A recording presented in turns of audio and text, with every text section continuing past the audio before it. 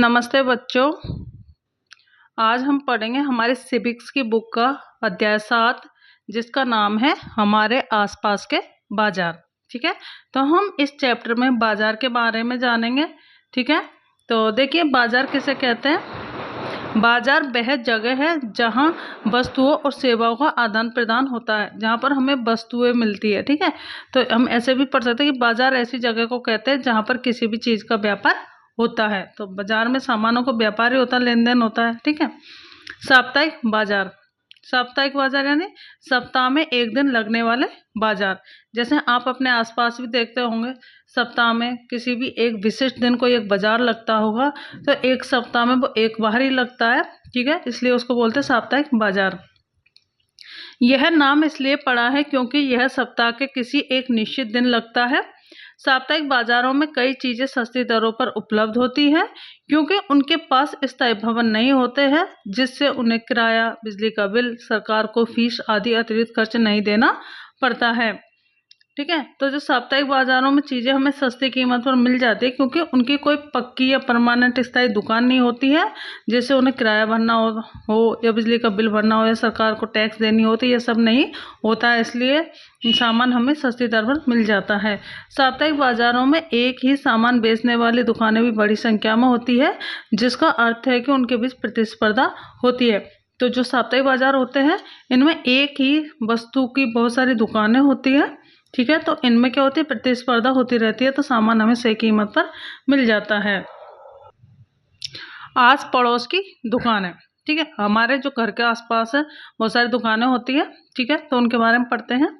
इनमें से कई स्थायी दुकानें हैं जबकि अन्य सड़क किनारे की दुकानें हैं, जैसे सब्जी विक्रेता, फल विक्रेता, मैकेनिक आदि। जब हम देखते हैं कि जो पक्की दुकान होती है उसके सामने या उसके बगल में बहुत सारे सब्जी का ठेला लगाए खड़े होते हैं, कोई फ्रूट्स का ठेला लगाए खड़ा है, कोई मैकेनिक का काम करता है। ठीक है, ये दुकानें बहुत उपयोगी है क्योंकि ये हमारे घर के नज़दीक है और हम कभी भी वहाँ जा सकते हैं।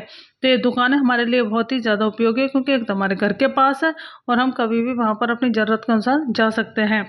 आमतौर पर क्रेता और विक्रेता एक दूसरे को जानते हैं और ये दुकानें उधार पर भी सामान उपलब्ध कराती है। क्रेता यानी खरीदने वाला और विक्रेता यानी बेचने वाला। तो जो खरीदने वाला है और जो बेचने वाला दोनों एक दूसरे को जानते हैं, तो ये क्या करती है, उधार भी सामान दे देते हैं। शॉपिंग कॉम्प्लेक्स और मॉल। शहरी क्षेत्र में अन्य बाजार भी है जिनमें कई दुकानें हैं जिन्हें लोकप्रिय रूप से शॉपिंग कॉम्प्लेक्स कहा जाता है। तो शहरों में और भी बहुत सारे बाजार हैं तो जिनमें बहुत सारी दुकानें हैं एक ही जगह पर, तो इनको एक नाम दे देते हैं, शॉपिंग कॉम्प्लेक्स। ठीक है, तो इन बाज़ारों में आपको ब्रांडेड और गैर ब्रांडेड दोनों तरह के सामान मिलते हैं। जो ये शॉपिंग कॉम्प्लेक्स है तो यहाँ पर आपको ब्रांडेड भी सामान मिलेगा और गैर ब्रांडेड भी सामान मिलता है। बाजारों की श्रृंखला। हम सीधे कारखानों या खेतों से सामान नहीं खरीदते हैं। हम कोई भी सामान खरीदते हैं, ठीक है, जैसे गेहूँ खरीदते हैं, चावल खरीदते हैं, कपड़ा खरीदते हैं, तो हम सीधे कोई फैक्ट्री में या खेतों में लेने नहीं जाते। ठीक है, दुकान पर जाते हैं। उत्पादक और अंतिम उपभोक्ता के बीच के लोग व्यापारी होते हैं। जो उत्पादक, जो उत्पादन करने वाला है, और जो अंत में उस सामान को बेचने वाला है, तो ये ठीक है, और जो उपभोग, इन दोनों के बीच का जो व्यक्ति होता है उसको क्या बोलेंगे, व्यापारी। ठीक है, उत्पादक और अंतिम उपभोक्ता के बीच के लोग व्यापारी होते हैं। थोक व्यापारी सबसे पहले बड़ी मात्रा में माल खरीदते हैं, फिर वे इसे दूसरे व्यापारियों को बेचते हैं। जो थोक व्यापारी होते हैं जो बहुत ज़्यादा मात्रा में सामान लेते हैं, खरीदते हैं और फिर इसे दूसरे छोटे छोटे जो व्यापारी होते हैं उनको बेच देते हैं।